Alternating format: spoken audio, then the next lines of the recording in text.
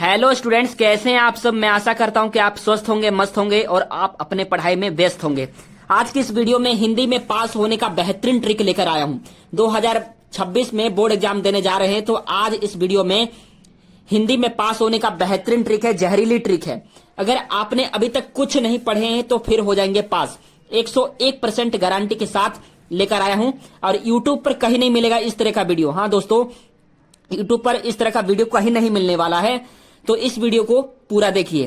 Class 10th, यदि आप class 10th में हैं, क्लास 10th में, तो आपको इस वीडियो में आपका पेपर 70 नंबर का है, हिंदी का पेपर, तो आपको 55 नंबर पक्का आ जाएगा। 55 नंबर पक्का आ जाएगा। यदि आप क्लास 12th में पढ़ रहे हैं, यदि आप क्लास 12th में पढ़ रहे हैं, तो इस वीडियो को देख लेने के बाद आपके 100 में से, आपका पेपर 100 नंबर का होता है, तो आपके 100 में से 85 नंबर, 85 नंबर पक्का आ जाएगा। 100% कह रहा हूं, 100% कह रहा हूं दोस्तों, पक्का आ जाएगा। पूरा पेपर मैं आपको सोल्व करके दिखाऊंगा कैसे करना है, बिना पढ़े या बिना याद किए, ट्रिक से। ये हमारे पास 2024 का क्वेश्चन पेपर है, सामान्य हिंदी का। ठीक है, 3 घंटा 15 मिनट का आपको समय मिलता है एग्जाम में और 100 नंबर का पेपर होता है, पूर्णांक 100 नंबर। ये खंड क है आपका, और क में आपको इसमें क्या करना होता है, इसमें आपको मैं आपको यहां पर बता दूं।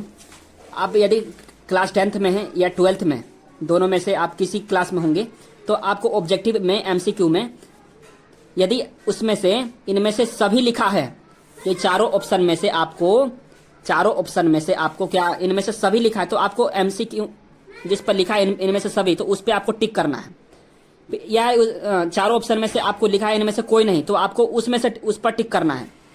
ये लिखा है ए बी दोनों सही है, तो उस पर आपको टिक करना है। या अलग टाइप का क्वेश्चन है, तब आपको क्या करना पड़ेगा, अलग टाइप के क्वेश्चन में, आपके एग्जाम में अलग टाइप का क्वेश्चन है। मान लो कि हरियोत की ठेठ हिंदी का ठाठ कृति के विधा है, कहानी है, उपन्यास है, जीवनी है, नाटक है, आपको मान लो चारों में से पता नहीं है, तब आपको क्या करना पड़ेगा, ज्यादा जो ऑप्शन जो होता है, 90% आंसर जो होते हैं, या ए सही होता है या सी सही होता है, ए सही होता है या सी सही होता है। ठीक है, ए या सी ज्यादा सही होता है कुछ दोस्तों। ठीक है, तब आपको राम बाण लगाना है। क्या लगाना है? राम बाण। राम बाण का यहां पर इस्तेमाल करना है। ठीक है, देख लेते हैं सही है या गलत है। मैं सच बोल रहा हूं, गलत, ठीक, झूठ बोल रहा हूं। हरियोद के ठेठ हिंदी का ठाठ कृति के विधा है, लिखा है कहानी, उपन्यास, जीवनी, नाटक। तो इसका जो करेक्ट आंसर क्या है? उपन्यास है। उपन्यास। मैंने तो बताया ए सही है या सी सही है, लेकिन यहां पर तो उपन्यास है। तब क्या करें? मान लो कि ये गलत गया, माना ये गलत गया। दूसरा सेकंड देखते हैं। लिखे भूले बिसरे चित्र यानी चेहरे, कृति के लेखक हैं वासुदेव शरण अग्रवाल, आचार्य रामचंद्र शुक्ल, कन्हैयालाल मिश्र प्रभाकर, फणीश्वर नाथ रेणु। तो इसका जो करेक्ट आंसर है कन्हैयालाल मिश्र प्रभाकर। भूले बिसरे चेहरे के लेखक कौन है? कन्हैयालाल मिश्र प्रभाकर। ये तो करेक्ट आंसर है, 1 नंबर तो मिला। नेक्स्ट आते हैं, वासुदेव शरण अग्रवाल के लेखक हैं अकाल पुरुष गांधी के, भारत की एकता के, विवर्त के, धरती के फूल के। तो इसका करेक्ट आंसर है भारत की एकता के। मान लो ये भी गलत गया आपका। आगे देखते जाइएगा, पूरा आंसर, पूरा वीडियो देखिए, मैं आपको सही से बताता हूं। आलोचना साहित्य कालिदास की लालते योजना के लेखक हैं हजारी प्रसाद द्विवेदी, प्रोफेसर जी सुंदर रेड्डी, हरिशंकर प्रसाई, जयशंकर प्रसाद। तो इसका जो करेक्ट आंसर है हजारी प्रसाद द्विवेदी। ये आपका करेक्ट आंसर गए, 1 नंबर मिल गया। इंद्रजाल कहानी संग्रह के लेखक हैं जयशंकर प्रसाद जी हैं, यहाँ पर 1 नंबर मिल गया। 1 नंबर, 1 नंबर, 1 नंबर, यहाँ पर भी 1 नंबर मिला। 3 नंबर हो गए, यानी कि 5 में से आपको 3 सही गया, 2 गलत गया। ठीक है, 2 नंबर, 2 गलत गए। अब नेक्स्ट आते हैं, नेक्स्ट पेज पे आप देखते जाइए कैसे मैं बताता हूं आपको।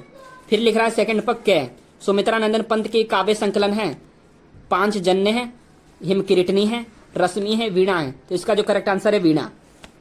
नेक्स्ट ख प्रगतिवाद युग के कवि हैं महादेव वर्मा, नागार्जुन, मैथिली शरण गुप्त, भारतेंदु हरिश्चंद्र। तो इसका करेक्ट आंसर है नागार्जुन। ये भी गलत गया, ये भी गलत गया आपके।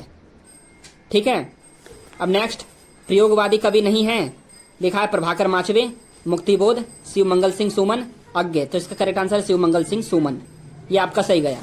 मैथिली शरण गुप्त की रचना है भारत भारती, चित्राधार, अनामिका, स्वर्ण धूलि। तो इसका करेक्ट आंसर है भारत भारती।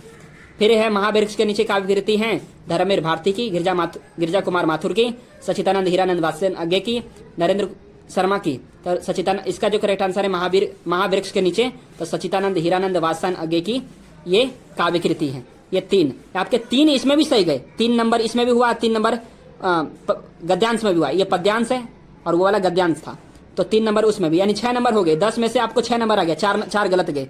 तो मान लो आपको फ्री में ही 6 नंबर मिल रहे हैं, तो आपको ज्यादा मेहनत करने की क्या जरूरत है। ठीक है दोस्तों, नेक्स्ट आ जाता है, दिए गए गद्यांश पर आधारित निम्नलिखित प्रश्नों के उत्तर दीजिए। ये आता है हमारे पास। तब ये हमारे पास गद्यांश है और कितने नंबर का है, 10 नंबर का है। 5 क्वेश्चन आते हैं, 2-2 नंबर के, 10 नंबर के आपको मिलेंगे। ठीक है, लिखा है मात्र, मैं आपको समझा देता हूं पहले। ये हमारे पास गद्यांश है, ठीक है। इसमें कितने क्वेश्चन आते हैं, 5 क्वेश्चन आते हैं, 2-2 नंबर के आते हैं। ठीक, 2 होते हैं इसमें, अथवा में भी लिखा है इसमें, अथवा में यानी कि आपको ये अच्छा लग रहा है, आपको ऊपर वाला आता है तो ये करिए, अब नीचे वाला आ रहा है तो ये करिए। तो आपको याद तो करना नहीं है, इसमें बहुत ही इजी तरीके से मैं बताऊंगा कि आपको याद भी नहीं करना पड़ेगा और आप बहुत ही इजी तरीके से आप इसे सोल्व कर पाएंगे। दोस्तों वीडियो पर बने रहेगा, ठीक है ना। वीडियो को इन्फॉर्मेटिव लगी तो वीडियो को लाइक जरूर कर देना। ये हमारे पास क्वेश्चन पेपर है, ठीक है। आप भी इसी तरह के आपके क्वेश्चन पेपर मिलेंगे बोर्ड पेपर में। तो आपको क्या करना है, आपको इस स्केल से आपको इसके खींच लेना है, ठीक है। आपको इसको स्केल से खींच लेना है और ऊपर में क्या लिखना है, ये वर्णात्मक प्रश्न है। ऊपर ये रेखांकित अंश की जो व्याख्या है, इसमें अथवा में दे रखा है 2 होते हैं, दोनों में से आपको 1 करना होता है, 10 नंबर मिलते हैं। ये वर्णात्मक प्रश्न होता है। तो ये खंड के है, खंड क्या है आपको यहाँ पे लिखना है, आपको खंड के, खंड के, ठीक ना। आपने खंड के लिख दिया, आपको इस तरह से अंडरलाइन कर देना है, अंडरलाइन अपने नोटबुक पे कर लेना, ठीक है। और फिर यहाँ पे आपको क्या करना है, फिर यहाँ पे ये वर्णात्मक प्रश्न है तो आपको यहाँ पे लिखना है वर्णात्मक प्रश्न, वर्णात्मक प्रश्न, वर्णात्मक प्रश्न, फिर इसको अंडरलाइन कर देना है। वर्णात्मक प्रश्न कहां से कहां तक है, पूरा वर्णात्मक प्रश्न है, ठीक है, 3rd वाला। तो यहां पर लिखेंगे प्रश्नोत्तर संख्या, यहां पर लिख देना है। फिर आपको प्रश्नोत्तर संख्या, तो प्रश्नोत्तर संख्या कितना है, 3 है, तो 3 लिख लेना। फिर इसे अंडरलाइन कर देना। अंडरलाइन करने के बाद आप क्या करेंगे, आपको क्या लिखना है, पहले गद्यांश लिखना है, गद्यांश के संदर्भ लिखने हैं। देखिए फर्स्ट पे ही लिखा है उपयुक्त गद्यांश पर संदर्भ लिखिए। पहले इसे पढ़ लेते हैं। पहले आपको इसे क्या करना है, रीड करना है। आपको पहले इसे रीड करना है। लिखा है मातृभूमि पर निवास करने वाले मनुष्य राष्ट्र का दूसरा अंग है, राष्ट्र का दूसरा अंग है। तो यहाँ पे राष्ट्र का दूसरा अंग है लिखा है। फिर लिखना, फिर पढ़ना, पृथ्वी हो और मनुष्य न हो तो राष्ट्र की कल्पना असंभव है। पृथ्वी और जन दोनों की सम्मिलन से ही राष्ट्र का स्वरूप संपादित होता है। जन के कारण ही पृथ्वी मातृभूमि की संज्ञा प्राप्त होती है। पृथ्वी माता है और जन सच्चे अर्थों में पृथ्वी का पुत्र है। तो आप देख रहे हैं इस क्वेश्चन में क्या पूछा है, गद्यांश का संदर्भ लिखिए। तो संदर्भ में क्या क्या मांगता है, एक लेखक का नाम होना चाहिए और पाठ का नाम होना चाहिए। तो आपको इसमें आपको क्या करना है, पाठ का नाम आप ध्यान से देखना कि बार बार जो राष्ट्र की बात हो रही है, यहाँ भी राष्ट्र का बात हुआ है और यहाँ भी देख रहे हैं आप राष्ट्र का बात हुआ है। फिर यहाँ देखेंगे इस लाइन में भी राष्ट्र का स्वरूप लिखा है। फिर यहाँ पे देखेंगे कई जगह राष्ट्र राष्ट्र लिखा है। तब यहाँ भी आप देखेंगे यहाँ पे राष्ट्रीयता लिखा है, ठीक है ना। फिर यहाँ राष्ट्र निर्माण लिखा है। तो बार बार राष्ट्र का बात हो रहा है। तो आप इस बात को समझ जाना कि राष्ट्र के स्वरूप के पाठ से लिया गया है। किससे लिया गया है, राष्ट्र के स्वरूप पाठ से लिया गया है। बार बार वो रिपीटेड क्वेश्चन होगा, बार बार लिखा होगा, तो आप समझ जाना कि राष्ट्र के स्वरूप पाठ से लिया गया है। संदर्भ में क्या करेंगे, संदर्भ ऐसे लिखते हैं दोस्तों, देखो संदर्भ कैसे लिखते हैं। फिर यहाँ पे आपको पहले संकेत लिखना है। संकेत लिखकर आपको फिर लिखना है संदर्भ, ठीक है। संदर्भ लिखेंगे। संदर्भ में क्या लिखते हैं, लेखक का नाम और पाठ का नाम। क्या लिखते हैं, लेखक का नाम और पाठ का नाम। लेखक का नाम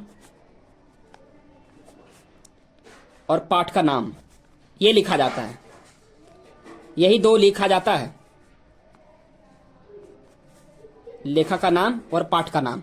तो लेखक का क्या नाम है आपको पता नहीं है, पाठ का क्या नाम है अभी मैंने बताया आपको। राष्ट्र का स्वरूप लिखा है इस पर, इसमें क्वेश्चन में लिखा हुआ है ना राष्ट्र का स्वरूप। तो ये आप लिख देना यहाँ पर अपने आंसर शीट में, पाठ का नाम राष्ट्र का स्वरूप, राष्ट्र का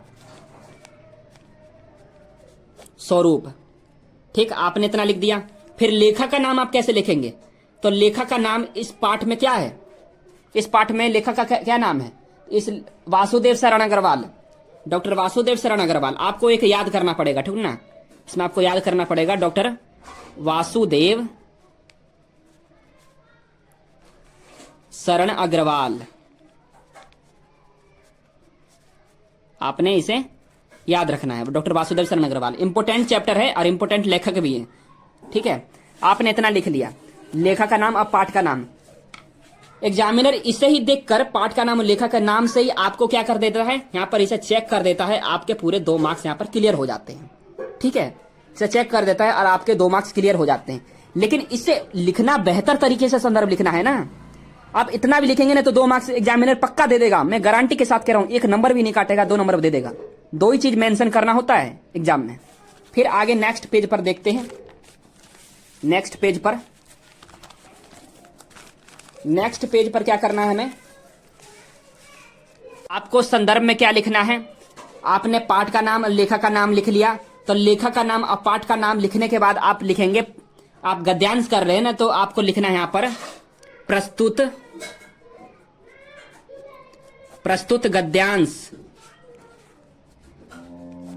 गद्यांश हमारी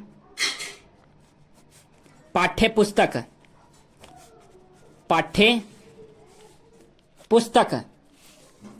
के फिर लिखना जिस पाठ से लिया गया है। पाठ्य पुस्तक का मतलब जिस पाठ से लिया गया है। तो यहां से क्या करना, लिख लेना राष्ट्र का स्वरूप। ब्लैक पेन से लिखना, हाईलाइट कर देना राष्ट्र का स्वरूप। फिर लिखना नामक, फिर ब्लू पेन से लिखना नामक पाठ से लिया गया है। नामक पाठ से लिया गया है। फिर यहां पे कोमा लगा के लिखना इसके लेखक क्या लिखेंगे? इसके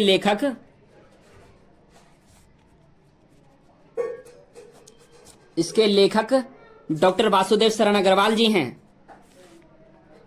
डॉक्टर वासुदेव शरण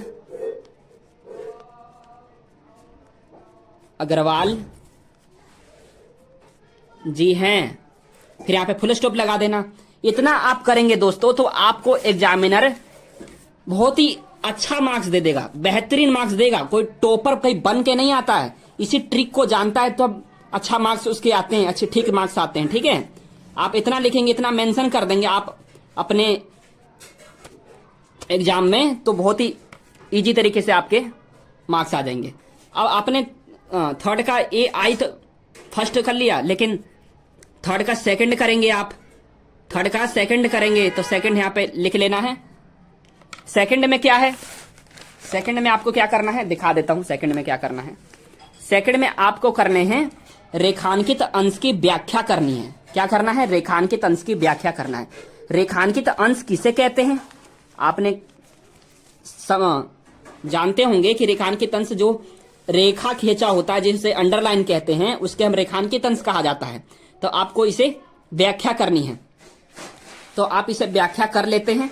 ठीक है, या इसे व्याख्या कर लेते हैं। लिखेंगे व्याख्या में क्या है, आप इसे ब्लैक पेन से करेंगे। रेखांकित अंश की व्याख्या को क्वेश्चन नहीं उतारेंगे। जो रेखांकित अंश है उसे यहां से माता भूमि से स्टार्ट है और dot dot dot dot dot dot करते करते जहां तक लिखा है अंकुर उत्पन्न होती है, यहां तक आप लिख लीजिए। अंकुर उत्पन्न होती है।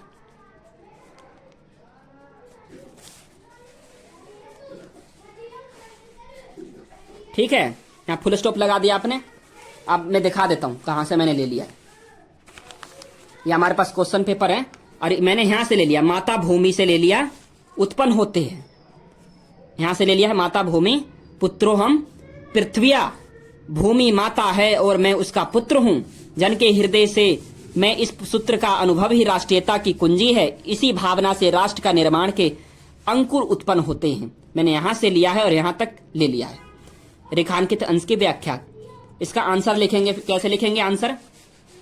लिखेंगे आप यहां इसे ब्लैक पेन से लिख लेना, व्याख्या। ठीक है, व्याख्या लिख लेना। फिर ब्लू पेन से लिखेंगे, ये जरूर लिखना, आप किसी की व्याख्या करो तो ये जरूर लिखना, रेखांकित अंश। इतना आप जरूर मेंशन करना, फिर तब आंसर नोट करना। इसमें लिखेंगे, देखो कैसे निकालते हैं रेखांकित अंश। क्या लिखा है? माता भूमि है, तो आप लिखेंगे माता भूमि पुत्रोहम पृथ्व्या, पुत्रोहम पृथ्व्या। यहां तक आपने इसमें लिख लिया, यहां से यहां तक आप कॉपी में पहले लिख लीजिए। पहले मैं लिख के दिखा देता हूं। माता भूमि पुत्रोहम,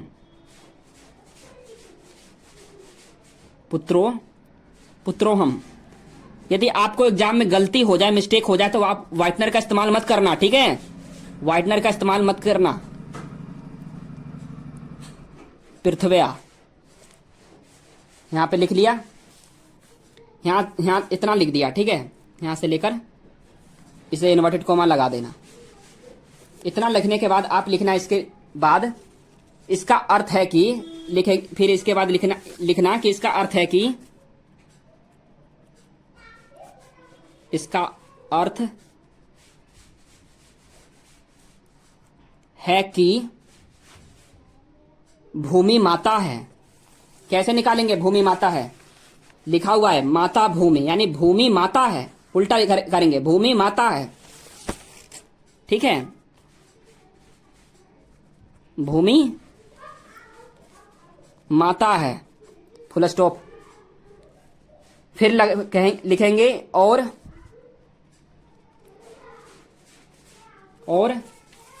फिर लिखा है पुत्रोहम पृथ्व्या, पुत्रोहम पृथ्व्या।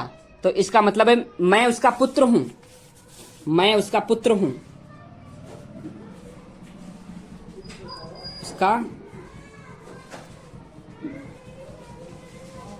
पुत्र हूं, ठीक है? आपने इतना लिख दिया। फिर लिखना, ये जरूर लिखना, मेंशन जरूर करना, लेखक का अर्थ है कि,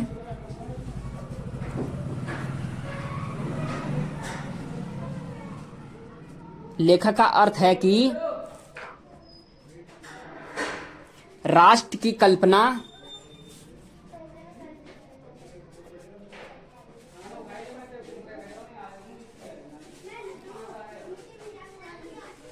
तभी, राष्ट्र की कल्पना तभी संभव है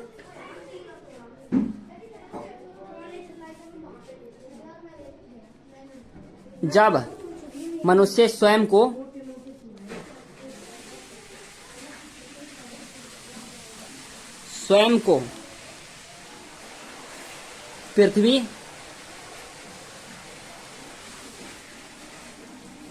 पृथ्वी का पुत्र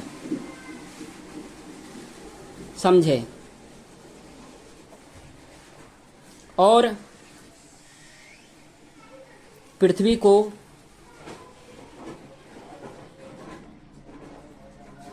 अपनी माता। इतना आपने लिख दिया, ठीक है ना? पृथ्वी को अपनी माता। तो मैंने कहीं से नहीं लिया है, मैंने यहीं से ले लिया है।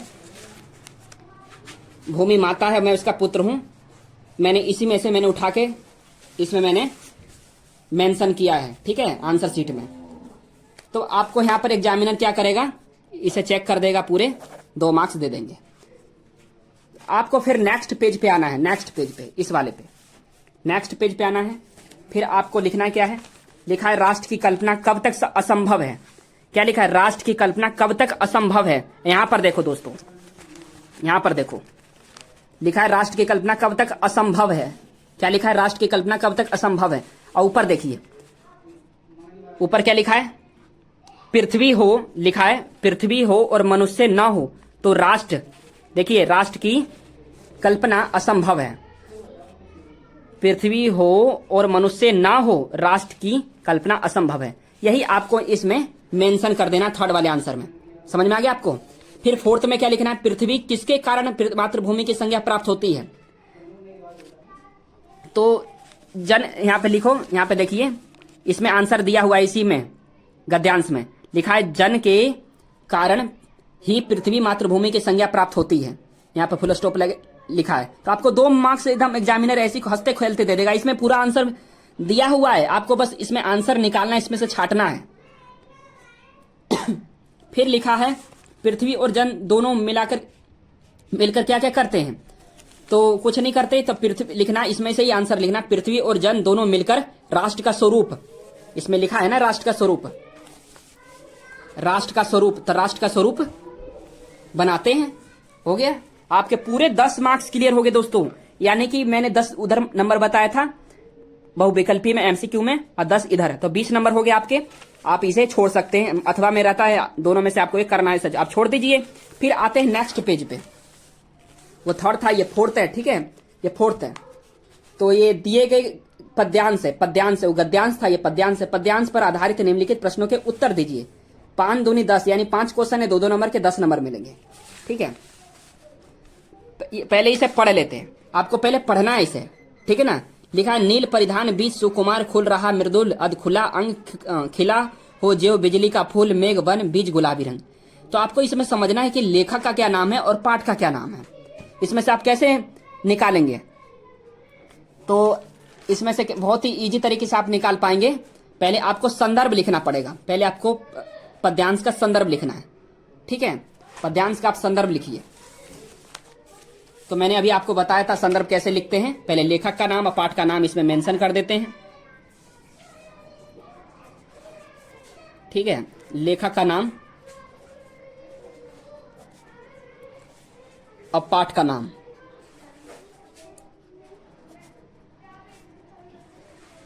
मेंशन करना होता है। तो लेखक का इसमें क्या नाम है, आपने तो पढ़ा ही नहीं है कुछ भी, आपने तो कुछ पढ़ा ही नहीं है, तो कैसे बता पाएंगे कि लेखक का क्या नाम है। तो इसमें इस तरह की बात हो ना, नील परिधान बीज सुकुमार खुल रहा मृदुल अधखुला, तो इसमें जो लेखक हैं जयशंकर प्रसाद जी हैं, और ये कामायनी से लिया गया है। कौन से, कहां से लिया गया है, कामायनी से लिया गया है। पाठ का नाम है कामायनी, ठीक है, कामायनी से लिया गया है। और ये लेखक का नाम है जयशंकर प्रसाद जी। आप इसे जरूर इन्हें याद कर लेना, जयशंकर प्रसाद, जयशंकर प्रसाद, ठीक है। आप फिर संदर्भ लिखना बड़े में, ये तो मैंने इस तरह भी आप लिखेंगे तो आपको एग्जामिनर 2 नंबर दे देगा, ठीक है। लेकिन आपको ठीक से लिखना है, एग्जामिनर को और अच्छा लगे। फिर यहां पर लिखना संदर्भ में प्रस्तुत पद्यांश, ये पद्यांश है तो प्रस्तुत पद्यांश, प्रस्तुत पद्यांश हमारी पाठ्य पुस्तक, हमारी पाठ्य पुस्तक के लेखक, हमारी पाठ्य पुस्तक, ठीक है ना, कामायनी से हमारे पाठ्य पुस्तक क्या है, कामायनी। पाठ का क्या नाम है, कामायनी। तो आप ब्लैक पेन से कामायनी लिख देना,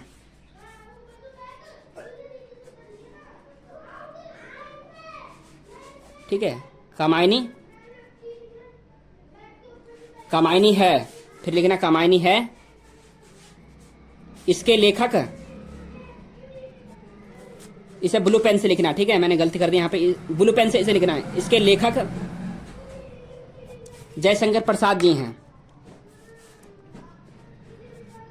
जयशंकर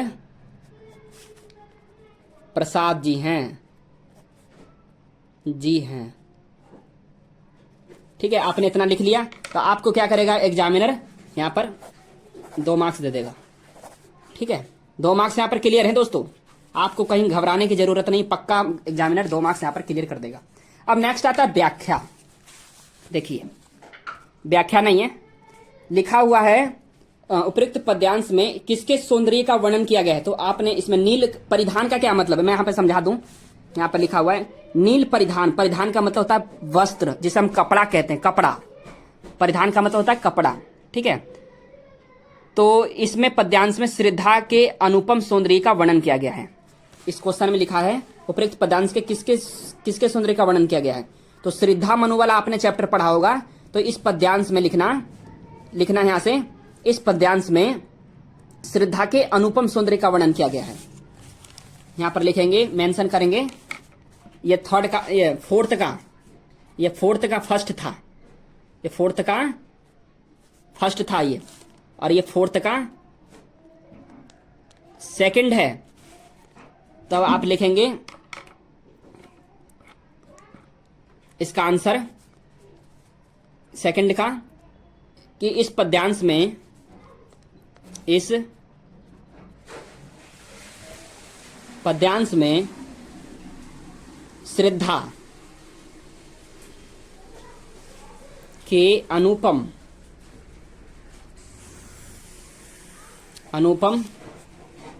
सौंदर्य का वर्णन किया गया है। सौंदर्य का वर्णन किया गया है, यानी कि कपड़ा क्या है, कपड़ा आप पहनते हैं तो आप सुंदर लगते हैं ना, उसी प्रकार से इसमें पद्यांश में क्या किया गया है, सौंदर्य का वर्णन किया गया है। कोई भी आदमी कपड़ा पहनता है तो अच्छा लगता है, ठीक है। अब आप देखेंगे फोर्थ का थर्ड क्या कह रहा है, बिजली के फूल से क्या तात्पर्य है। जो बिजली का फूल है, कहां पर लिखा है, बिजली का फूल यहां पर लिखा है, तो बिजली के फूल से क्या मतलब है, तात्पर्य का मतलब क्या मतलब है, क्या अर्थ है। तो बिजली के फूल से तात्पर्य है, लिखना, बिजली के फूल से तात्पर्य श्रद्धा के गोरे रंग, श्रद्धा के गोरे रंग, ठीक है। गोरे रंग को हम कांति से कह सकते हैं, ठीक है ना, गोरे रंग को कांति से कहते हैं। और यहाँ पे परिधान का मतलब मैंने बताया वस्त्र होता है, यानी नीला वस्त्र, नीले कपड़े, नीले वस्त्र के बीच बिजली की तरह चमक रहे हैं। इसका आंसर होगा बिजली के फूल से तात्पर्य है कि गोरे रंग से है, ठीक है, जो नीले वस्त्र के बीच बिजली की तरह चमक रहे हैं। कोई भी आदमी, गोरा आदमी, जैसे आप गोरे हैं, आप नीला वस्त्र पहनते हैं, नीले कपड़े पहनेंगे तो आप बहुत ही अच्छे लगेंगे, सुंदर लगेंगे। इसी तरह ये इस मतलब कि पद्यांश में दिया हुआ है, ठीक है ना। इस आंसर में लिखना है, मेंशन करना है। परिधान का मतलब होता है कपड़ा, ठीक है, आप इतना समझ लेना। अब आता है फोर्थ, परिधान और मृदुल शब्द किसके पर्यायवाची शब्द है। तो परिधान का मतलब आप समझ जाना, कपड़ा होता है। अब मृदुल का क्या मतलब होता है, मुलायम, मृदुल का मतलब होता है मुलायम, ठीक है। और फिर आता है फिफ्थ नंबर, रेखांकित अंश की व्याख्या कीजिए। 2 नंबर मिलेंगे, तो आपको क्या करना है, यहाँ पर किसका रेखांकित अंश की व्याख्या करनी है, खिला हो जो बिजली का फूल, मेघ वन, बीच गुलाबी रंग। तो आपको जो रेखा खींचा गया है, इसी का ही हम रेखांकित अंश की व्याख्या करनी है, कर लेते हैं। तो फोर्थ का हम फिफ्थ कर रहे हैं, मैंने आपको सभी का आंसर मैंने बता दिया है, ठीक है ना। फोर्थ का क्या कर रहे हैं, फिफ्थ कर रहे हैं, तो यहाँ पर आप फिफ्थ लिख लेंगे। और इसमें लिख लेंगे खिला हो ज्यो, फिर यहां पर डॉट डॉट डॉट करके, और यहां पे गुलाबी रंग,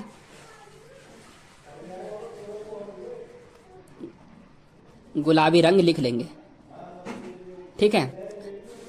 आपने इतना लिख लिया, फिर आप इसकी व्याख्या करेंगे, यहां पर इसका आंसर लिखेंगे व्याख्या करके, एक्सप्लेनेशन, ठीक है। फिर लिखेंगे, आप किसी की भी व्याख्या करें, ये बात जरूर लिखना, रेखांकित अंश, ठीक है। रेखांकित अंश लिखते हैं ना तो अच्छा लगता है देखने में। और रेखांकित अंश किसका करना है, इसका करना है। तो जैसे का जैसा लिखा है ना, खिला हो जो बिजली का फूल, मेघ वन, बीच गुलाबी रंग, ये पूरा का पूरा यहां से लेकर यहां तक उतार दीजिए। आप किसी की व्याख्या करिए, तो जो रेखांकित अंश लिखा है यहां से लेकर यहां तक, आप इसे अपने कॉपी में लिख लीजिए।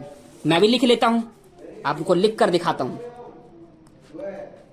लिखा है खिला हो, तो किससे लिखेंगे, ब्लैक पेन से लिखेंगे, खिला हो, ठीक है। खिला हो ज्यो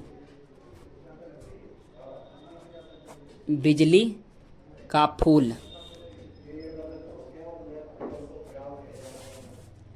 फिर लिखा है मेघ वन,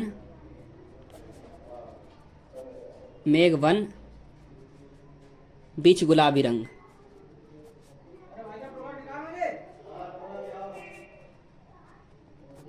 ठीक है, यहाँ पे लिखा है। फिर लिखना की व्याख्या, यहाँ से आप इन्वर्टेड कोमा लगा लेना, यहाँ से यहाँ तक। फिर लिखना की व्याख्या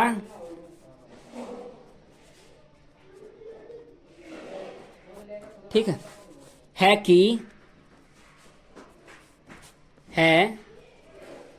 कि नीले वस्त्र में लिपटी, नीले क्योंकि परिधान का मतलब होता है नीले, परिधान का मतलब वस्त्र होता है, और नील परिधान लिखा है तो नीले वस्त्र हो जाएगा। ठीक है, नीले वस्त्र में लिपटी श्रद्धा का गुलाबी शरीर,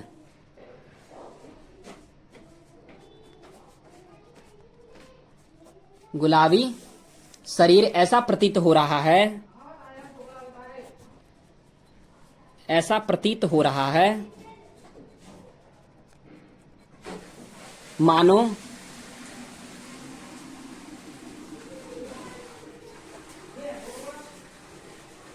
बादलों के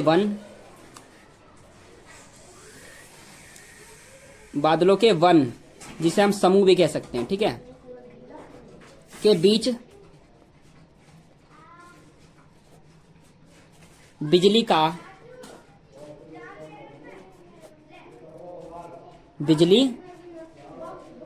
कोई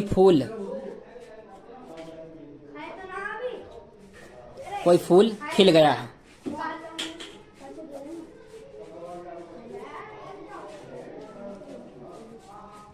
इतना आप लिखेंगे दोस्तों तो आपको एग्जामिनर क्या करेगा, यहाँ पर इसको पूरा चेक कर देगा और आपके 2 मार्क्स क्लियर कर देंगे। बहुत ही इजी तरीके से मैंने बताया, मैंने कहीं से लिया नहीं है, इसी में से मैंने नोट डाउन किया है।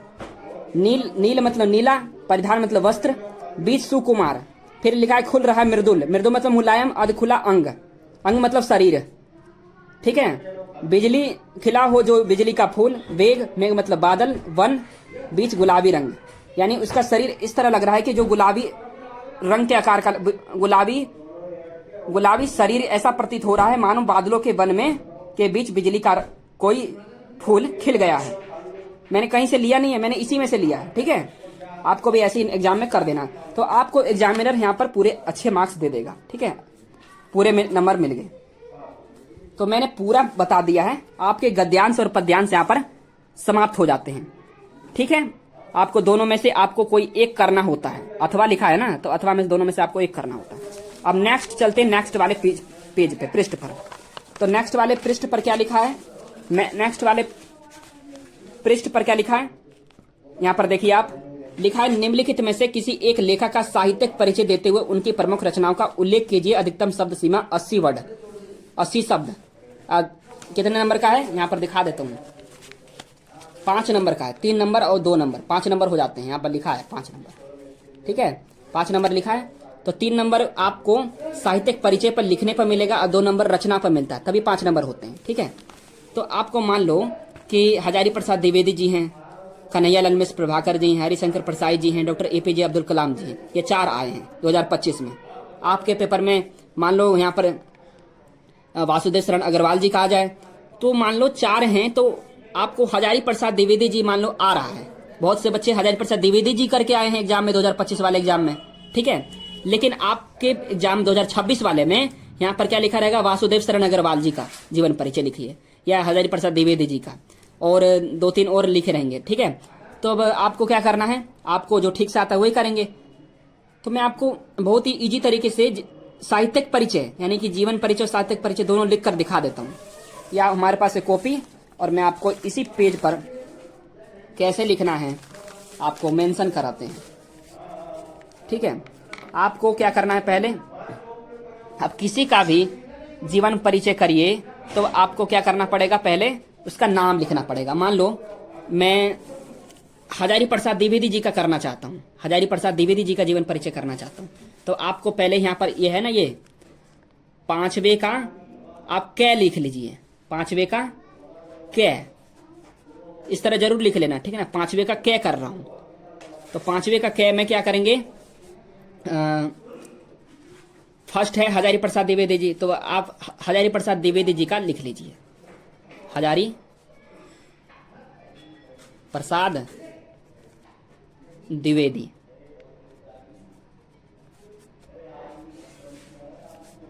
ठीक है, आप इसे अंडरलाइन कर लेना। अंडरलाइन करने के बाद आप क्या करेंगे, हजारी प्रसाद द्विवेदी जी का आप जीवन परिचय लिख रहे हैं तो हजारी प्रसाद द्विवेदी जी में आपको एक संक्षिप्त परिचय लिखना है। यहां पर एक डिब्बा बनाना है, यहां पर इस तरह से कॉलम बनाना। ठीक है, कॉलम बना के क्या लिखेंगे, संक्षिप्त परिचय। संक्षिप्त परिचय आप इस तरह से मेंशन कर देंगे, इस वाले पे इस तरह बना के, और यहां पे लिख देना संक्षिप्त परिचय।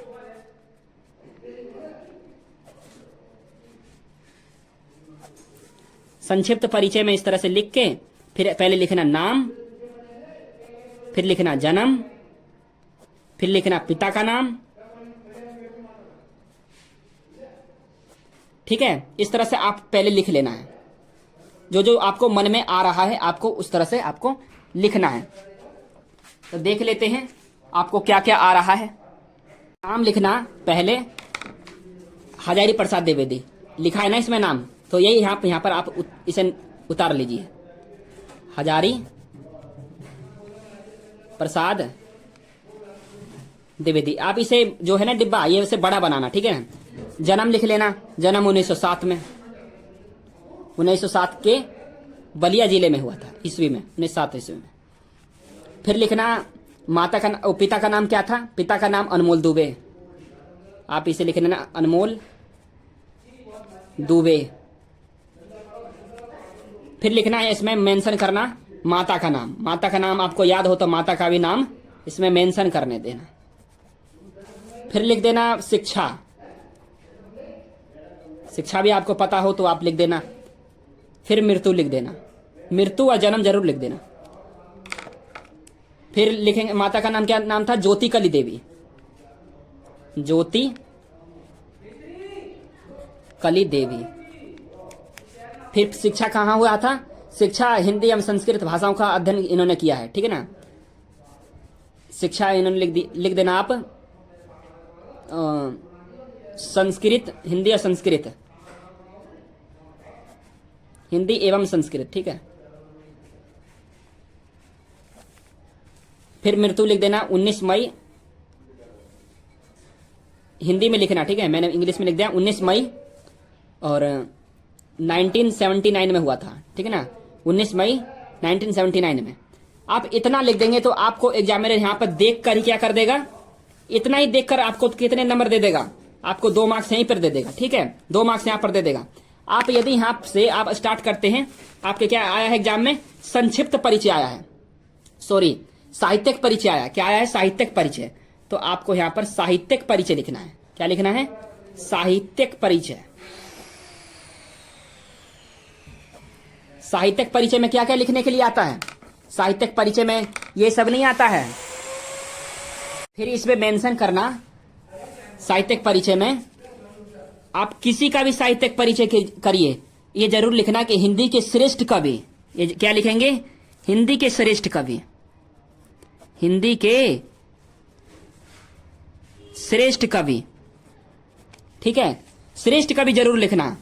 ठीक है, आप किसी का भी जीवन परिचय या साहित्यिक परिचय करिए, हिंदी के श्रेष्ठ कवि जरूर लिखिए। यदि आपके पेपर में, आप यदि क्लास 10th में हैं तो आपके पेपर में जीवन परिचय आता है, 3 नंबर का आता है। ठीक है, तो आप जीवन परिचय यहां पर लिखेंगे। जीवन परिचय में ये सब माता का नाम, जन्म, जन्म स्थान, पिता का नाम, माता का नाम, शिक्षा, मृत्यु, ये सब मेंशन इसमें जीवन परिचय में होता है। लेकिन साहित्यिक परिचय में क्या क्या होता है मैं आपको अभी लिख कर दिखा रहा हूं। हिंदी के श्रेष्ठ कवि यहां पर आपने लिख दिया। लिखने के बाद लिखना गद्यकारों में हजारी प्रसाद द्विवेदी का महत्वपूर्ण स्थान है, गद्यकारों में, क्योंकि गद्यकार थे ना। यहां पे लिखना गद्यकारों में हजारी प्रसाद द्विवेदी जी का, हजारी प्रसाद द्विवेदी जी का महत्वपूर्ण स्थान है, महत्वपूर्ण स्थान है। ठीक है, यहां पर आपने लिख दिया। इतना के लिखने के बाद आपको याद आएगा कि ये आलोचनात्मक भी थे, ये आलोचनात्मक साहित्य के क्या थे, दृष्टि से द्विवेदी जी का महत्वपूर्ण स्थान था। आलोचनात्मक थे ये, आलोचना लिखते थे, ठीक है, आलोचना करते थे। आलोचना मतलब बुराइयां होता है। आलोचना साहित्य के, ये सब साहित्य परिचय में लिखना होता है, ठीक है। साहित्य के सृजन दृष्टि से द्विवेदी जी का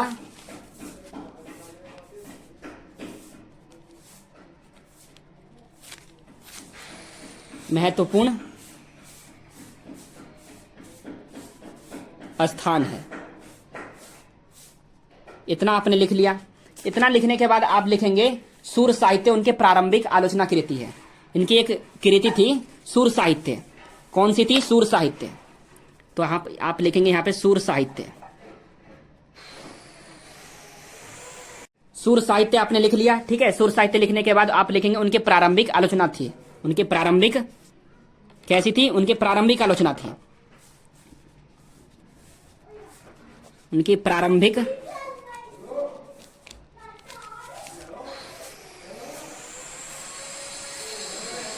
आलोचना थी।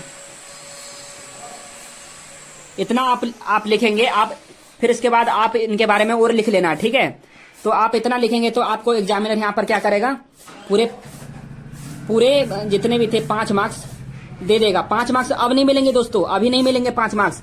इनकी कृतियां भी लिखनी पड़ती है। कृतियां क्या होता है? कृतियां का मतलब होता है इनका रचना जो है, रचना को कृतियां कहा जाता है। इनकी रचना भी लिखना पड़ता है, रचना मेंशन करना होता है। आप फिर लिखना कि इनके निम्नलिखित रचना थे। इनके निम्नलिखित रचना थे। इनके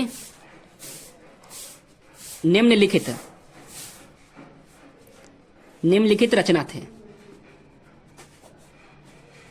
ठीक है। कौन कौन से थे? निबंध था, फर्स्ट पे लिखना निबंध। फिर लिखना आलोचना। फिर लिखना है आपको उपन्यास, ठीक है। आप इतना इसे मेंशन कर देना। निबंध कौन कौन से थे? अशोक के फूल थे, अशोक के फूल, ठीक है। फिर कूटज था एक। फिर था दूसरा आलोक पर्व, आलोक पर्व था।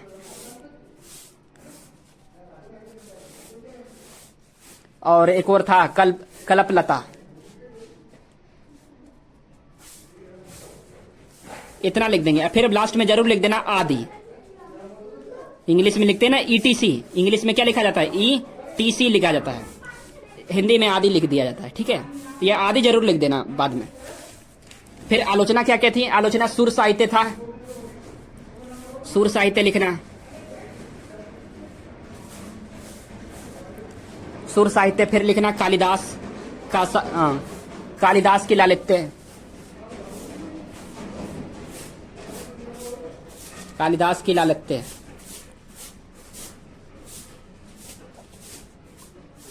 ठीक है। एक कबीर जरूर था, एक कबीर था आलोचना में इनकी। फिर उपन्यास क्या था? उपन्यास वेरी वेरी इंपॉर्टेंट है, आप इसे जरूर याद करके जाना। बाण भट्ट की आत्मकथा, बाण भट्ट की आत्मकथा, आत्मकथा, ठीक है ना। फिर विचार बाण भट्ट की आत्मकथा, चारुचंद्र लेख,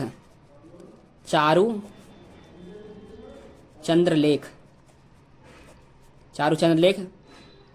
और क्या था? अनामदास का पोथा, अनामदास का पोथा था, अनामदास का पोथा। और फिर इसके बाद लिख देना आदि, ठीक है।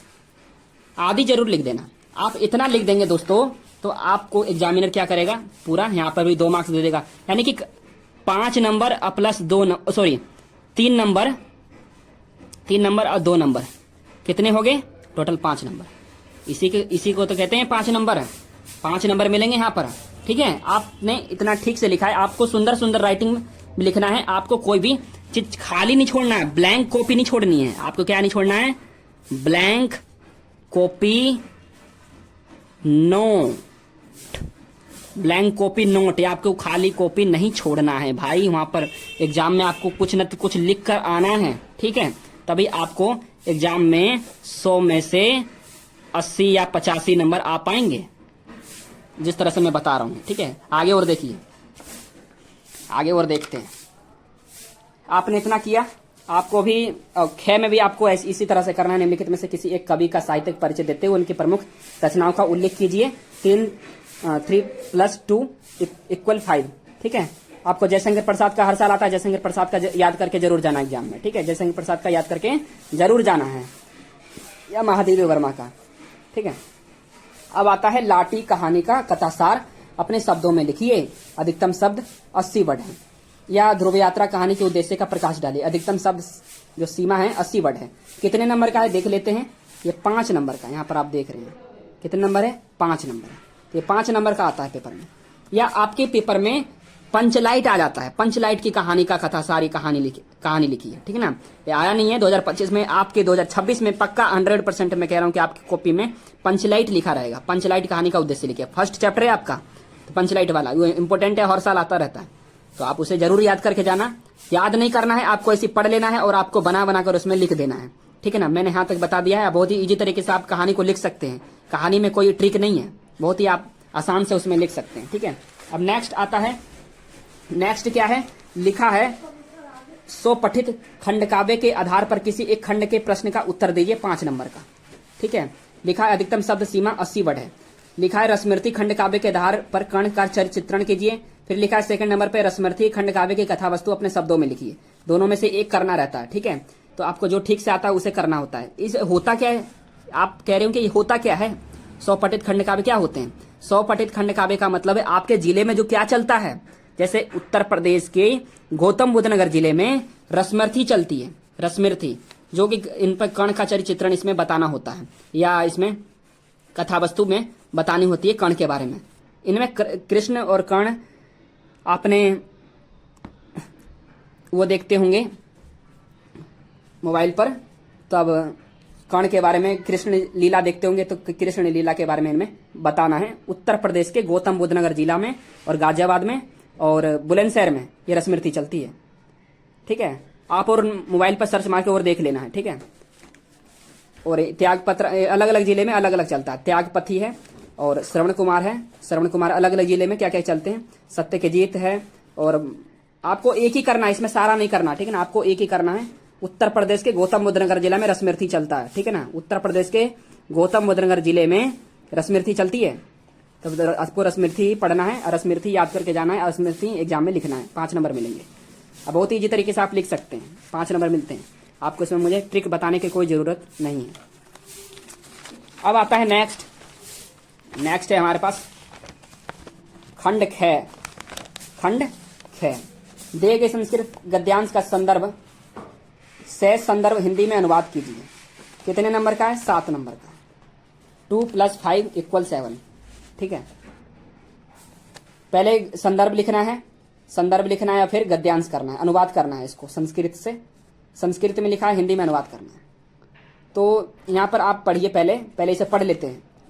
धनोयम भारत देश यत्र समुलसती जनमानस पावनी भव्ये भावोद भावनी शब्द संदोह प्रस्विनी सुर भारती विद्या मानेषु निखिलेष्वपि वाङ्मयेषु अस्या वाङ्मयम् सर्वश्रेष्ठम सुसंपन्न च वर्तते। इमेव भाषा संस्कृत नाम नापी लोके प्रथिता अस्ति। ये है हमारे पास।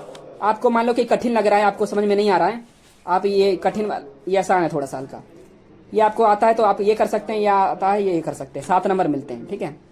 पहले संदर्भ करते हैं। संदर्भ, तो संदर्भ को आप कैसे पहचानेंगे कि संदर्भ कैसे आप पहचानेंगे। तो आपको, आप देख रहे हैं इसमें भारत देश का बात हो रहा है, ऊपर वाले में क्या हो रहा है, भारत देश का बात हो रहा है आप, ठीक है ना। भारत देश जनमानस पावनी। तो इस चैप्टर के जो क्या, इस चैप्टर कहां से लिया गया है, इसके लेखक कौन है, इसमें लेखक मेंशन नहीं करना होता है, इसमें लेखक मेंशन नहीं करना होता है। संस्कृत ऐसा है जिसमें लेखक मेंशन नहीं करना होता है। संस्कृत में क्या होता है? संस्कृत में लेखक का नाम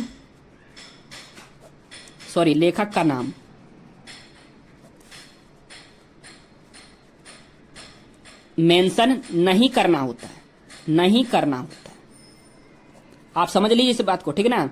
इसमें मेंशन नहीं करना होता है, लेखक का नाम इसमें मेंशन करना नहीं होता है, बस पाठ का नाम मेंशन करना होता है, सिर्फ पाठ का नाम, ओनली पाठ ओनली मेंशन करना होता है, ठीक है। पाठ ओनली मेंशन करना होता है। तो कैसे इसमें संदर्भ लिखेंगे संस्कृत में?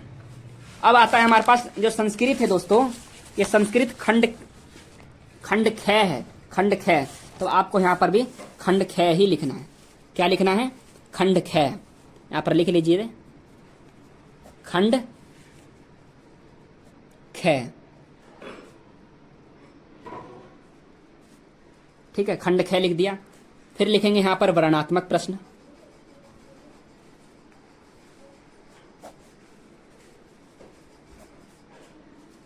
वर्णात्मक प्रश्न क्या है? 8वां है, 8वें का क, ठीक है। वर्णात्मक प्रश्न है। आपको क्या करना है? पहले संदर्भ करना है। इसमें क्या करना है? संदर्भ, ठीक है। संदर्भ में क्या करेंगे? बस कौन से पाठ से लिया गया है। तो आपने इसे पढ़ लिया है, आपने इसे मान लो पढ़ लिया, ठीक है, पढ़ लिया।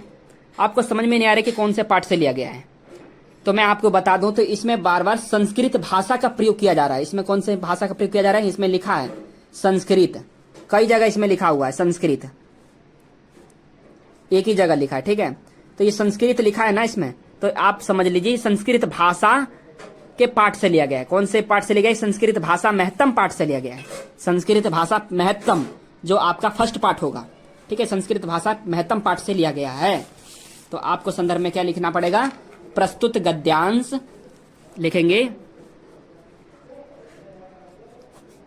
प्रस्तुत गद्यांश हमारी पाठ्यपुस्तक के संस्कृत, और एक भाग भी होता है, ये तो दिग्दर्शिका भाग है। कौन सा भाग है? दिग्दर्शिका, दिग्दर्शिका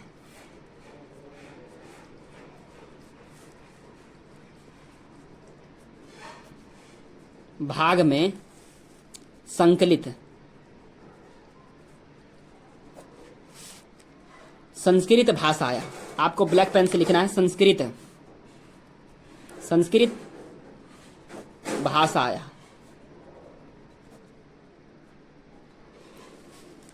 महत्तम है ना, महत्वम पाठ से लिया गया है। यहां पर आप लिख देंगे पाठ से लिया गया है, पाठ से लिया गया है। आपको एग्जामिनर यहाँ पे क्या करेगा? 2 मार्क्स दे देगा, ठीक है ना। यहाँ पे 2 मार्क्स क्लियर हो गए।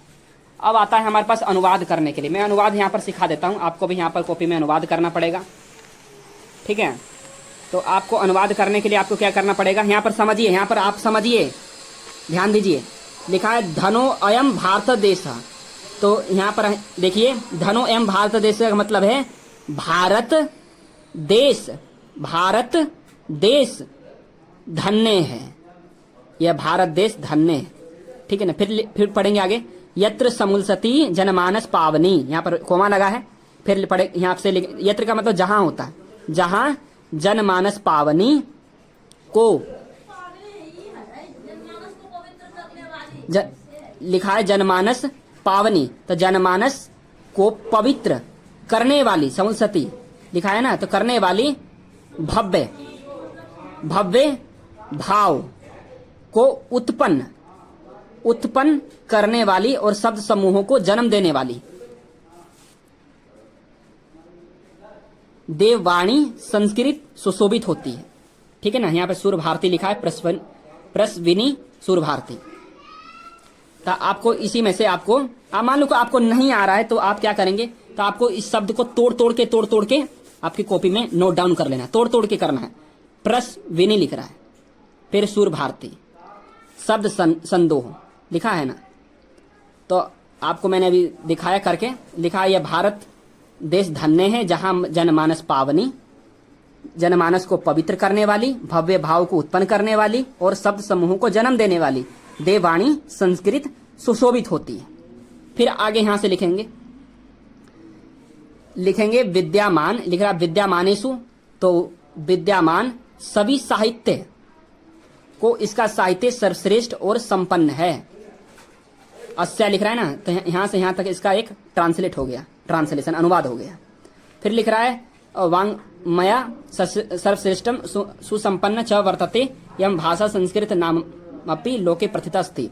तो इसका मतलब है इसका साहित्य सर्वश्रेष्ठ और संपन्न है, सुसंपन्न है, और ये भाषा संसार में संस्कृत भाषा, संस्कृत नाम से भी प्रसिद्ध है। लोके मतलब होता है प्रसिद्ध, ठीक है। तो आपको ये समझ में आ गया। आपको इसे सब मान लो कि आपको एग्जाम में नहीं आ रहा है, आप नहीं कर पा रहे, तो आप शब्द को तोड़ना सीखिए, ठीक है ना, शब्द को तोड़ना सीखिए आपने। तो आपको यहाँ पर 7 नंबर पूरे मिल जाएंगे, ठीक है। पूरे 5, अब मान लीजिए 5 नंबर नहीं मिलेंगे तो 4 नंबर तो मिलेगा, 4 नंबर पक्का मिल जाएगा, ठीक है। नेक्स्ट आता है दिए गए संस्कृत पद्यांश का संदर्भ सहित हिंदी में अनुवाद कीजिए। तो आपको इसमें मैंने बता दिया था संदर्भ कैसे करना है, बस पाठ का नाम मेंशन करना होता है, लेखक का नाम मेंशन नहीं होता है। तो मान लो कि आपको ख में 8वें का ख आ रहा है, ये वाला सेकंड वाला, तो मैं आपको इसमें बता देता हूँ। इसमें आपको क्या करना पड़ेगा, पहले आपको इसमें पाठ का नाम, तो पहले से पढ़ लेते हैं। विरल विरला स्थूला आस्तारा कला अबीब सज्जना मन इव मुने सर्व त्रेव प्रसन्नम भुनम्भ अपसरिति च ध्वांत चितास तामीव दुर्जना वर्जती च निशा क्षिप्रम लक्ष्मीर नुद मिनामीब, ठीक है। ये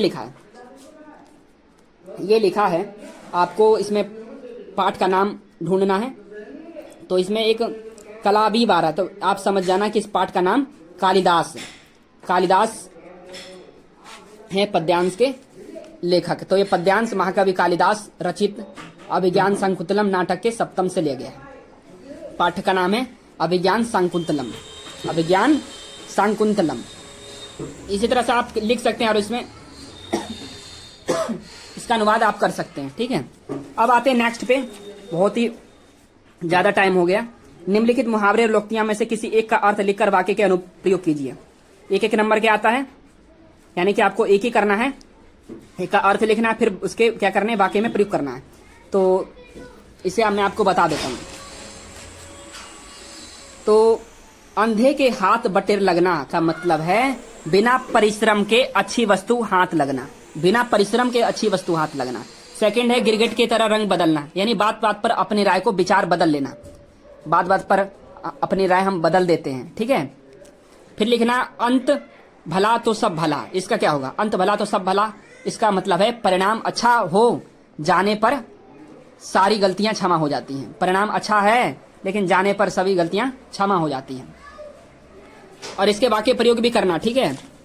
फिर लिखा है जंगल में मोर नाचा किसने देखा, तो इसका जो होगा इसका आंसर, तो जहां गुण की कद्र न हो वहां गुण प्रदर्शन व्यर्थ है, जहां गुण की कद्र न हो वहां गुण प्रदर्शन व्यर्थ है। अब नेक्स्ट यहाँ पर दोस्तों 9 नंबर पे आ गए। 9वें नंबर के बाद आता है हमारा 10वां नंबर, ठीक है। 10वां नंबर लिखा है अपठित पद्यांश पर आधारित निम्नलिखित प्रश्नों के उत्तर दीजिए। मुझे भ्रम होता है प्रत्येक पत्थर में चमकता हीरा है, हर एक छाती में आत्मा अधीरा है। ये 5 नंबर का आता है दोस्तों, ठीक है। 2-2 नंबर मिलते हैं, 2, 2, 4, 1, 5। तो ये पद्यांश पर कवि ने क्या संदेश दिया है, यानी कि आपको ये पद्यांश पढ़ना है और आपको इसमें से आंसर ढूंढना है। तो आप कैसे आंसर इसका निकाल पाएंगे, तो बहुत ही इजी है, आपको इसे पढ़ लेना है। तो यहाँ पर मैं बता देता हूँ, यहाँ से आपको स्टार्ट करना है आंसर अपना।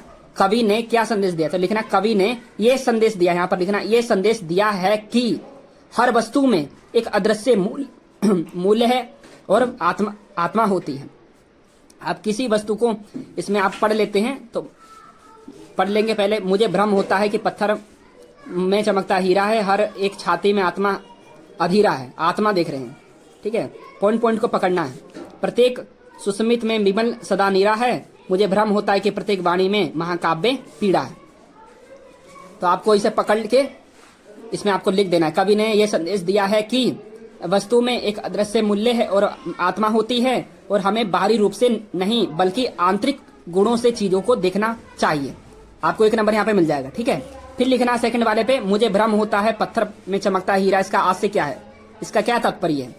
तो इसका मतलब यही है दोस्तों, एक कवि को यह विश्वास है कि हर व्यक्ति या वस्तु में कुछ विशेषता होती है जो उसे मूल्यवान है। फिर लिखना रेखांकित अंश की व्याख्या, 2 नंबर मिलेंगे आपको। तो रेखांकित अंश की आप व्याख्या कैसे करेंगे? तो लिखे, आप किसी की व्याख्या करें तो आप जरूर लिखना रेखांकित अंश। रेखांकित अंश लिखने के बाद आप लिखेंगे उसमें का व्याख्या। फिर लिखेंगे रेखांकित अंश की व्याख्या करते हुए यह कहा जा सकता है कि हर व्यक्ति के अंदर एक अद्भुत क्षमता और आत्मा होती है। हर व्यक्ति के अंदर अद्भुत क्षमता और एक आत्मा होती है। यहाँ इसमें आप लिख देंगे। फिर आता है नेक्स्ट, निम्नलिखित शब्दों युग्मों का सही अर्थ चयन करके लिखिए। पूरे आपको यहाँ पर पूरे 5 नंबर ऊपर मिल गए, ठीक है। पूरे 5 नंबर यहाँ पर आपको मिल गए। फिर 11 नंबर पे आता है निम्नलिखित शब्द युग्मों का सही अर्थ चयन करके लिखिए। 1-1 नंबर का क्वेश्चन है। इस अंश, ये अंश है और ये भी अंश है, तो ये अंश और ये अंश में दोनों का क्या मतलब है? पूर्ण और भाग नहीं, कंधा और हिस्सा, भाग और कंधा, इनमें से कोई नहीं। तो आपको पता नहीं है, आपको बिल्कुल भी नहीं पता है, तो भाई मैंने बताया था ना ए और सी बताया था मैंने, लेकिन थोड़ा सा दिमाग भी लगाना, ना कि मैंने बता दिया ए सी और ए सी हो जाएगा। थोड़ा सा दिमाग लगाना। अंश का मतलब होता है कंधा और ये एक अंश का मतलब होता है हिस्सा या भाग कह सकते हैं, ठीक है। ठीक है, अब आगे चलते हैं। दिखा है सेकंड नंबर पे, वात एक होता है बात। आपने इस वाले वर्ड पर सुना होगा, ये भी वाले वर्ड सुना होगा। वात मतलब हवा होता है, बात मतलब बात करना होता है, जैसे वार्ता कैसे कहते हैं, हवा और वार्ता हो जाएगा। अब नेक्स्ट पेज पर चलते हैं। ये हमारे पास नेक्स्ट पेज है, और नेक्स्ट पेज का क्या मतलब है भाई? नेक्स्ट पेज पर है, निम्नलिखित में से किसी एक शब्द के 2 अर्थ लिखिए। 2 अर्थ लिखना है। तो आपने करा होगा इसमें सुरभि, वारिद, नीरज, विधि। तो 2 अर्थ का मतलब है पर्यायवाची शब्द जो होता है, जैसे नीरज का क्या मतलब है? बारिद मतलब होता है बादल, ठीक है। अब इसके 2 अर्थ आराम से लिख सकते हैं। अब नेक्स्ट पर चलते हैं। आपको जैसे नीरज है, नीरज मतलब कमल भी होता है, नीरज जो कि हर साल आता है, ये भी आप लिख सकते हैं। निम्नलिखित वाक्यांशों के लिए एक शब्द का चयन करके लिखिए। जिसका कभी अंत न हो तो अनंत, जिसका कभी अंत न हो अनंत। जो बूढ़ा ना हो उसे कहते अजर, जो बूढ़ा ना हो उसे कहते अजर। अमर नहीं कहते हैं, अजर होता है। अब आता है निम्नलिखित में से किन्हीं 2 वाक्य को शुद्ध करके लिखिए। 2 नंबर मिलेंगे, ठीक है। 1-1 नंबर का है, 2 करने हैं। तो मीरा कृष्ण भक्त कवित्री है। क्या लिखा है? मीरा कृष्ण भक्त कवित्री है। तो लिखना मीरा कृष्ण की भक्त कवित्री है। यहाँ पे की आएगा, मीरा कृष्ण की भक्त कवित्री है। फिर लिखा है मेरा बाल सफेद हो रहा है। तो मेरे बाल सफेद हो रहे, मेरे बाल सफेद हो रहे। लिख रहा है वह नदी को गया। क्या लिख रहा है? वह नदी को गया। तो इसका क्या करेक्ट आंसर होगा? बता सकते हैं आप कमेंट करके जरूर बताइए। इसका करेक्ट आंसर क्या होगा? इसका जो करेक्ट आंसर होगा मैं आपको बता रहा हूं।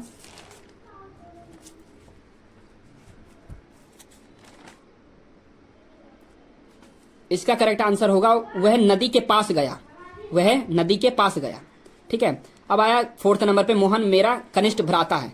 इसमें मोहन मेरा कनिष्ठ लिख रहा है, कनिष्ठ होता है, यहाँ पर ठ आएगा, ठ, ये वाला ठ आएगा। दिखा देता हूं आपको करके।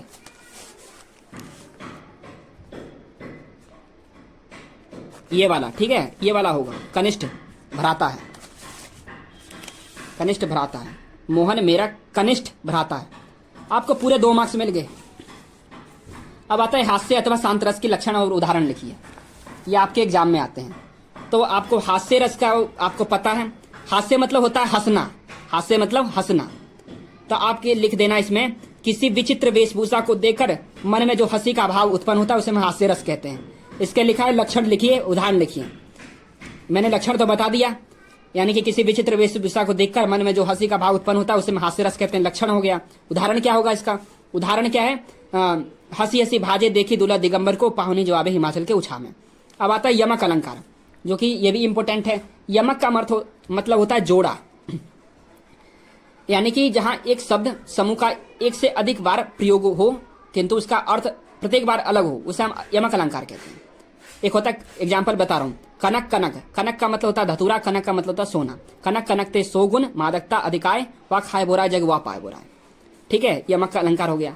या आपके एग्जाम में उपमा अलंकार आए हैं, तो उपमा का मतलब होता है जहां उपमेय और उपमान में किसी गुण धर्म को लेकर समानता की जाए, वहां उपमा अलंकार होता है।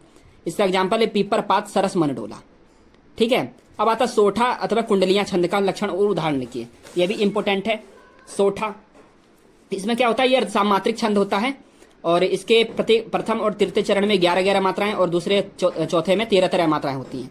इसका एग्जाम्पल लिख लेना सोठा का, लिख कर लोहित लेख डूब गया दिन मणि यहाँ, व्योम संधि सखी देख तारक बुदबुदा दे रहा। आपने इतना, यानी ये 6 नंबर आपने बटोर लिया, 6 नंबर आपने बटोर लिया है। फिर आगे नेक्स्ट पे चलिए। नेक्स्ट पर, अपने गली मोहल्ले के नालियों की सफाई हेतु नगर निगम के स्वास्थ्य अधिकारी को पत्र लिखिए। लिख रहा है, फिर अथवा में बैंक के किसी व्यवसाय को करने के लिए ऋण प्राप्ति हेतु आवेदन पत्र लिखिए। दोनों में से आपको क्या करना है, एक करना है। मैं आपको फिर 2024 का भी क्वेश्चन पेपर दिखा देता हूं। 2024 का क्वेश्चन पेपर है, ओरिजिनल क्वेश्चन पेपर। यहाँ पर देखिए 2024 का क्वेश्चन पेपर है, ओरिजिनल क्वेश्चन पेपर है।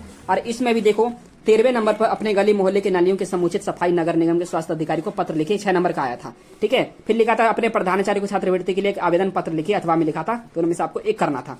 ठीक है, ये बार बार रिपीटेड क्वेश्चन है, यानी कि कई वर्षों से ये आ रहा है, तो ये भी इसमें भी दिया हुआ है।